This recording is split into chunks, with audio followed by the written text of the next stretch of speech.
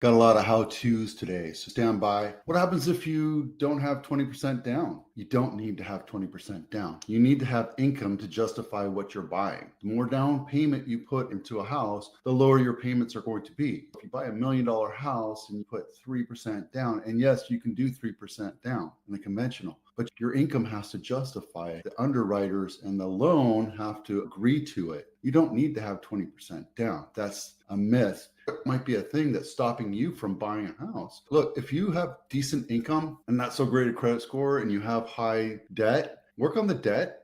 Let's get you in front of one of my lenders and we can go through a process of how can we get you into a house. It's not that difficult. And look, there's USDA and VA, which are 0% down, right? There's hard money, which you don't really want to do unless you're experienced in buying a house. The conventional loan, which is Fannie Mae and Freddie Mac, there you go. You don't need to have 20% down. You can go 15% down. You can go 5% down. You can do stuff that's a little different. When I first bought my first house, it was 80, 15, 5. I had 5% down. I had an 80% mortgage and then 15% second. And the second was like 150%. Ridiculous. But I got into a house and I didn't have the greatest credit because I was a kid. But it doesn't matter. Get into a house and your life will become economically locked to that date. You're never going to have to struggle for tenants' rights, being evicted, seeing your rent go up, shitty landlords, right? Get into a house. This is a great time to buy. I know affordability sucks right now,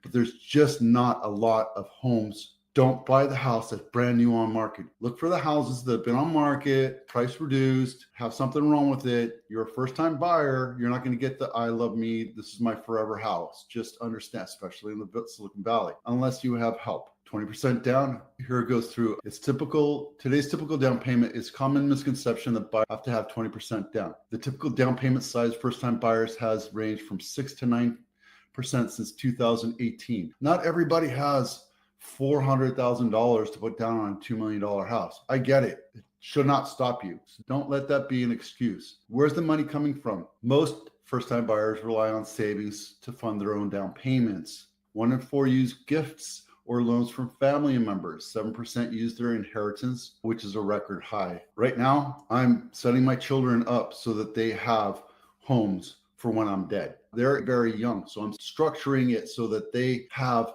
a nest egg. Are they going to have their forever home? No, they're going to have at least a nice little down payment so that they can move on with their lives and not have to struggle as renters. And they get economically locked into today because in 20 years, this house is going to be worth $4 million. So think of different ways of helping out your kids to get into houses because right now is a great time to do it. I'm going to show you why. Popular loans for first-time repeat buyers. Make all cash offers, and that 74% of all buyers and 91% of first-time buyers investing in primary residence for their purchase. Majority of both groups use conventional loans. Again, conventional, Freddie Mac and Fannie Mae, those are conventional. There's multiple options. So if you go to a bank and they stick a round peg into a square hole, that's not going to fit. The best thing for you to do is talk to a loan broker. And I have 3 of them you can talk to. Happy to share them with you. I don't get anything from it other than knowing that I'm helping you. Okay. Can you withdraw an offer on a house? Yes. Caveat, right? You can put an offer on a house and until the seller accepts that offer, you're not in contract. So you can withdraw that offer anytime until that seller accepts an offer. Okay. Let's go a little bit deeper into that. What happens if the seller counters it? You're still not in contract until you accept it. You can go back and forth until everything is just right for both parties. Most times today, when the market's hot and there's 50 offers on one house, you can just say, this is what I want, take it or leave it. And then ultimately somebody's going to take it. Are you in contract to buy? Not until everybody has agreed to all the terms, right? There's the purchase price, close date, down payment, contingencies, who's going to move out when, who's going to move in when, who's going to do repairs, that kind of stuff. These all have to be fettered out. You know, when you're doing it with a FSBO, they're like, this is as is, you're taking this house as it is. With an agent, you can negotiate little pieces back up. So let's just say that counter offer dance is done and everybody's in contract. If your agent's good, you have a contingency somewhere to make sure that you're protected a little bit. You have a loan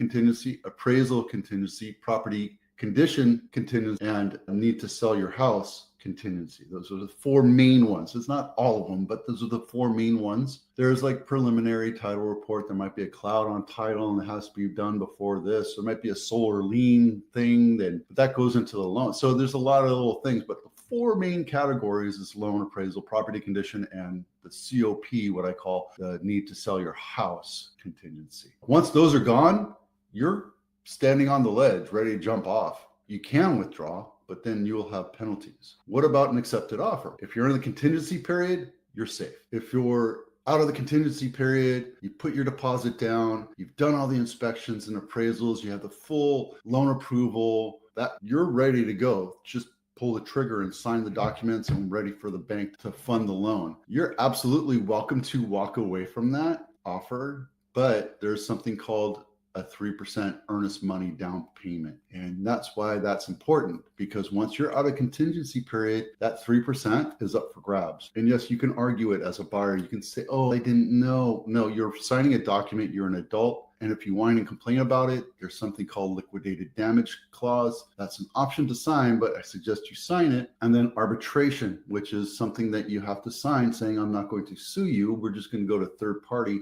non-binding arbitrator and have our case heard from both sides. Yes, we have buyers that have buyer's remorse and all of a sudden they need one thing to pull them out of the thing. And yeah, absolutely. There's always a way to get out of it. But we're talking about good faith. We're talking about adults writing and accepting contractual agreements to purchase million-dollar homes, multi-million-dollar homes. And if you're a mamby-pamby buyer, shame on you. You should not be in that world. Shame on you. How dare! The point is, if you're going to buy a house, understand, no house is perfect. No house is perfectly square, plumb, level, ever. It's going to be cracks and creaks and different things. They're just not perfect in any house. I don't care if you buy a brand new or if it's 50, 60 years old, or especially if it's 100 years old. Nothing is going to be perfect.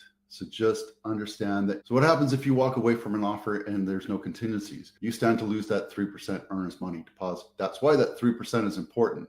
If you come in and show me $1,000 deposit and then I have a 3% deposit, which one am I going to go with? Which one would you go with? We just had an offer go bad within the contingency period. It was on the last day, but there was a qualification issue. It doesn't affect you as a buyer, but it does affect the relationship between the two agents. Since they're two good agents and one agent has to come up with the they don't qualify thing, I can hold their feet to the fire and say, I need proof. You need to show me some kind of proof. You lose face with me as an agent. You're canceling an offer. It's going to make you look bad. The likelihood of me ever doing business with that person again is almost zero. There's no perfect thing, right? And I don't have anything against that agent. It just didn't work out, but felt like there's some kind of games being played, and that's okay. I don't get hurt. I don't get emotional about it, but my sellers are a little upset because now we have to go back on market, and that's just the way it is. It does happen. It happens more often than we think, about 20, 30% of the time, especially when the market's slow. When the market's slow, buyers feel like they can walk around and do whatever they want. And that kind of sucks, right? But it is what it is, just life.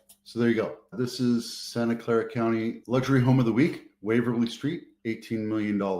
It sold in 7 days, 6-bedroom, 2 half baths, and 5,700 square feet, built in 1920. Let's take a look at this one. This one is in Palo Alto. That's where it is. And let's take a look at the pictures inside. That looks like 1920s. You look at those period films, World War II, families sitting around the oak table. That's awesome. I love that. Let me open this up for you. A yoga room. That's awesome. That's the best prop I've seen. This is Los Gatos Home of the Week, and it's right by Santa Cruz. There's Pizza My Heart over there, so that's cool. This is San Mateo Ave, not my listing, $3.6 million. 3-bedroom, 3-bath, 2,500 square feet, built in 1930, and on market 25 days. Nice rusty Tuscan look. See that look and feel right there with that older, richer looking granite countertop?